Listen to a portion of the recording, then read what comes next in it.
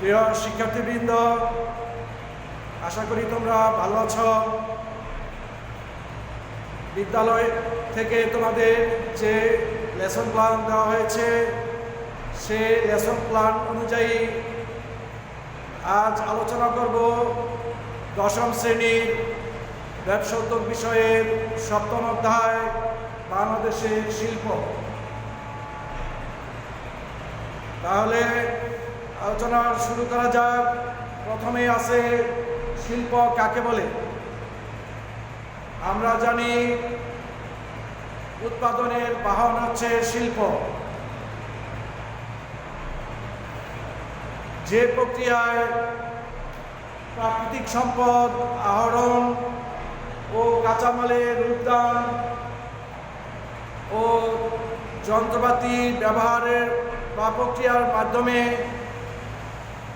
কাঁচামালকে পরিণত পণ্যে রূপান্তর করে মানুষের ব্যবহার উপযোগী করা হয়, তাকে বলা হয় শিল্প।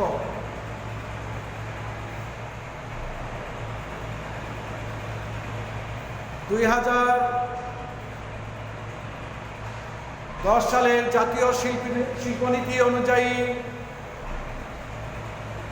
শিল্পকে প্রধানত দুই ভাগে ভাগ করা যায়। এক নাম্বার হচ্ছে উৎপাদন শিল্প, দুই নাম্বার হচ্ছে সেবা শিল্প।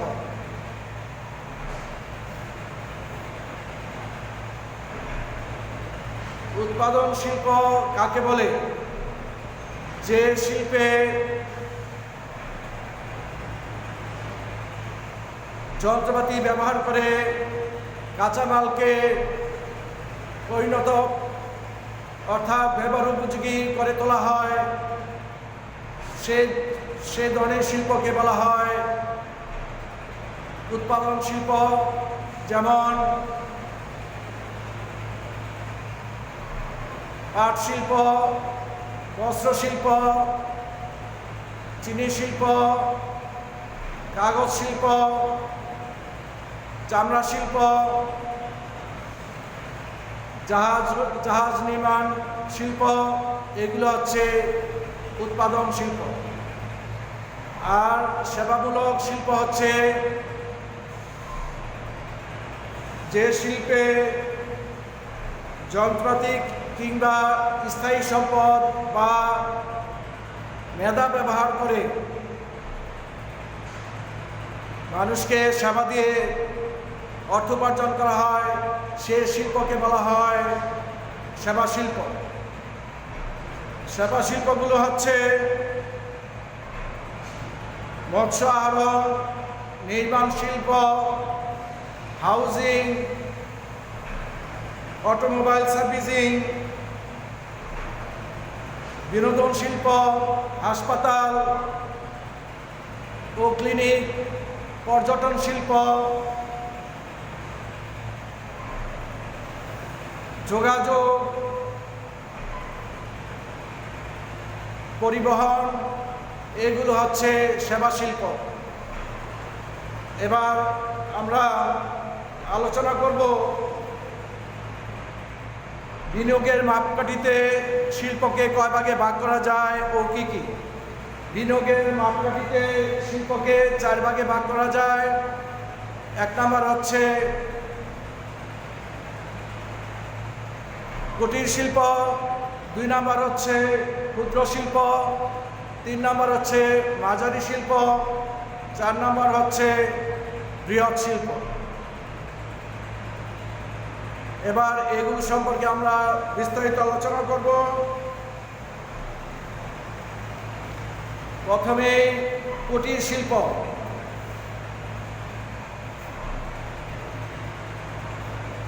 যেসব শিল্প প্রতিষ্ঠানে জমি ও কারখানা ভবন ব্যতি রেখে স্থায়ী সম্পদের মূল্য প্রতিস্থাপন ব্যয় সহ 5 লক্ষ টাকার নিচে এবং শ্রমিক সংখ্যা 10 জনের কম, সেই সমস্ত শিল্পকে বলা হয় কুটির শিল্প। কুটির শিল্পে সাধারণত পরিবারের সদস্যরা যেমন বাবা মা, ভাই বোন এবং স্থানীয় কাঁচামাল ব্যবহার করে কুটির শিল্প পরিচালিত হয়। তারপরে হচ্ছে ক্ষুদ্র শিল্প। ক্ষুদ্র শিল্প হচ্ছে যেসব প্রতিষ্ঠানে জমি ও কারখানা ভবন ব্যতি রেখে স্থায়ী সম্পদের মূল্য প্রতিস্থাপন ব্যয়সহ 50 লক্ষ থেকে 10 কোটি টাকার মধ্যে সীমাবদ্ধ, কিংবা শ্রমিকের সংখ্যা 25 থেকে 99 জন, এই ধরনের ব্যবসাকে বলা হয় ক্ষুদ্র শিল্প। তারপরে হচ্ছে মাঝারি শিল্প। ক্ষুদ্র শিল্পের মধ্যে আবার সেবা শিল্প আছে। সেই সেবা শিল্পে শ্রমিকের সংখ্যা হবে 5 লক্ষ থেকে 1 কোটি এবং শ্রমিক সংখ্যা হবে 10 থেকে 25 জন। এবার হচ্ছে মাঝারি শিল্প। যে শিল্প প্রতিষ্ঠানে জমি ও কারখানা ভবন ব্যতি রেখে স্থায়ী সম্পদের মূল্য প্রতিস্থাপন ব্যয়সহ 10 কোটি থেকে 30 কোটি টাকার মধ্যে সীমাবদ্ধ এবং শ্রমিকের সংখ্যা 100 থেকে 250 জনের মধ্যে সীমাবদ্ধ, সেই সমস্ত শিল্পকে বলা হয় মাঝারি শিল্প। তবে সেই শিল্প যদি সেবামূলক হয় তাহলে সেখানে মূলধনের পরিমাণ হবে 1 কোটি থেকে 15 কোটি এবং শ্রমিক সংখ্যা হবে 50 থেকে 100 জন। এবার আমরা আলোচনা করব বৃহৎ শিল্প সম্পর্কে। যে শিল্প প্রতিষ্ঠানে যদিও কারখানা ভবন ব্যতি রেখে স্থায়ী সম্পদের মূল্য প্রতিস্থাপন ব্যয়সহ 30 কোটি টাকার উপরে এবং শ্রমিক সংখ্যা 250 জনের উপরে, সেই সমস্ত শিল্পকে বলা হয় বৃহৎ শিল্প। তবে সেই শিল্প যদি সেবামূলক হয় তাহলে পুঁজির পরিমাণ হবে 15 কোটি টাকার উপরে এবং শ্রমিক সংখ্যা হবে 100 জনের উপরে। প্রিয় শিক্ষার্থীবৃন্দ, এবার আমি আলোচনা করব বাংলাদেশের অর্থনীতিতে কুটির, ক্ষুদ্র ও মাঝারি শিল্পের বিকাশে করণীয়। আমরা জানি বাংলাদেশের শতকরা 96% শিল্পই হচ্ছে কুটির, ক্ষুদ্র এবং মাঝারি শিল্প। এই শিল্পে লক্ষ লক্ষ শ্রমিক নিয়োজিত রয়েছে। বাংলাদেশের আনাচে কানাচে বিভিন্ন এলাকায় কুটির, ক্ষুদ্র ও মাঝারি শিল্প আমরা দেখতে পাই। এই সমস্ত শিল্পে দক্ষ অদক্ষ পুরুষ এবং নারী শ্রমিক কাজ করে তারা জীবিকা নির্বাহ করছে। বিশেষ করে এই সমস্ত শিল্পে নারী শ্রমিকদের যে দক্ষতা, নৈপুণ্য এবং সৃজনশীলতা, এগুলো ফুটে উঠেছে। এই শিল্পে বিশেষ করে মহিলা শ্রমিকদের কর্মশক্তি এখানে উল্লেখযোগ্য ভূমিকা রেখে চলছে। এই কুটির, ক্ষুদ্র মাঝারি শিল্পের বিকাশে আমাদের যা করণীয় তা হচ্ছে, প্রথমেই আছে কাঁচামালের সহজলভ্যতা নিশ্চিতকরণ। তাহলে কাঁচামাল এই সমস্ত শিল্পের যাতে সহজে পেতে পারে, সেটা জন্য এই সমস্ত শিল্প প্রতিষ্ঠানগুলো যে কাঁচামালের উপর নির্ভরশীল এবং যে এলাকায় যে কাঁচামাল পাওয়া যায় সে এলাকায় শিল্পগুলি গড়ে উঠলে তাহলে সেই শিল্প প্রতিষ্ঠান ভালো চলবে। তারপর হচ্ছে বাজার নৈকট্য। এই সমস্ত শিল্প প্রতিষ্ঠানগুলো যে উৎপাদিত পণ্য যাতে বাজারে সহজে বিক্রয় করতে পারে এবং বাজার থেকে তাদের কাঁচামাল সহজে ক্রয় করতে পারে, সেই সুযোগ যদি থাকে তাহলে শিল্প বিকাশ আরও ত্বরান্বিত হবে। শ্রমিকের পর্যাপ্ত যোগান, কুটির, ক্ষুদ্র ও মাঝারি শিল্পের শ্রমিকের পর্যাপ্ত যোগান আমাদের দেশে রয়েছে, কারণ বাংলাদেশে শ্রমিকের কোনো ঘাটতি নেই, বরং বাংলাদেশে 2010 সালের পরিসংখ্যান অনুযায়ী 26 লক্ষ যুবক যুবতী বেকার রয়েছে। তাদের কর্মসংস্থান এই সমস্ত শিল্পের মাধ্যমে হয়ে থাকে। ভবিষ্যতে কর্মসংস্থানের আরও সুযোগ সৃষ্টি হবে, সেটা আমরা প্রত্যাশা করছি। তাছাড়া পরিবহনের সুযোগ সুবিধা থাকতে হবে।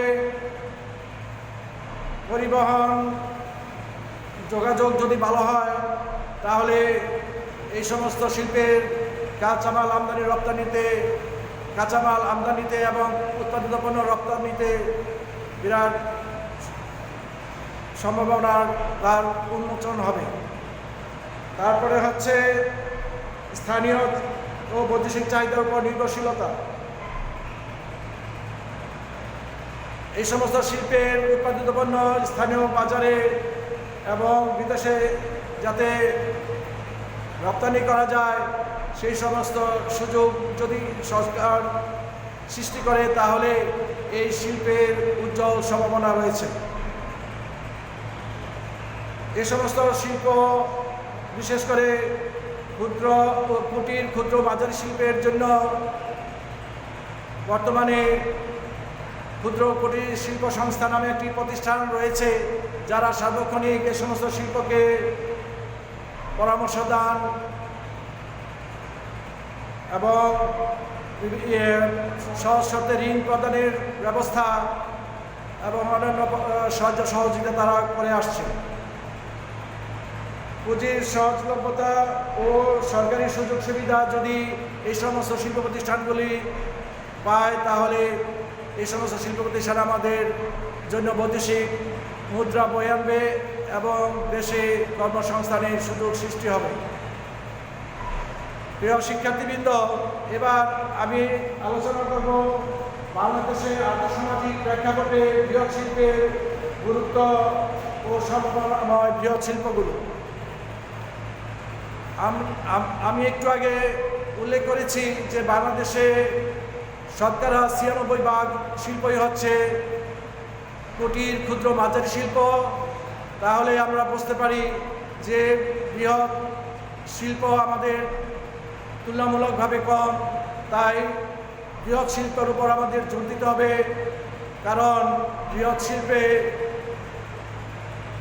বৈদেশিক মুদ্রা বেশি অর্জন করা সম্ভব এবং অধিক সংখ্যক এখানে শ্রমিকের কর্মসংস্থান বৃহৎ শিল্প হতে পারে। বাংলাদেশে সম্ভাবনাময় বৃহৎ শিল্পগুলোর মধ্যে রয়েছে যেমন খাদ্য প্রক্রিয়াজাতকরণ শিল্প, জনশক্তি রপ্তানি, জাহাজ নির্মাণ ও পরিবেশ সম্মত জাহাজ ভাঙা শিল্প, উইল মিল, পর্যটন শিল্প, আইসিটি পণ্য, আইসিটি সেবা, তৈরি পোশাক, চামড়া ও চামড়াজাত শিল্প, হাসপাতাল ও ক্লিনিক, অটোমোবাইল ও বায়োগ্যাস প্রকল্প, এগুলো হচ্ছে বাংলাদেশের সম্ভাবনাময় বৃহৎ শিল্পগুলো। এই সমস্ত শিল্পের উপর সরকার যদি নজর দেয় বা তাদেরকে যদি বিভিন্ন সাহায্য সহযোগিতা করে তাহলে এই শিল্প আমাদের বৈদেশিক মুদ্রা অর্জন করতে সক্ষম হবে এবং নতুন নতুন কর্মসংস্থানের সৃষ্টি করতে পারবে। প্রিয় শিক্ষার্থীবৃন্দ, আজ আলোচনা এখানেই শেষ করছি। তোমরা ভালো থাকবে, সুস্থ থাকবে। সকলকে ধন্যবাদ।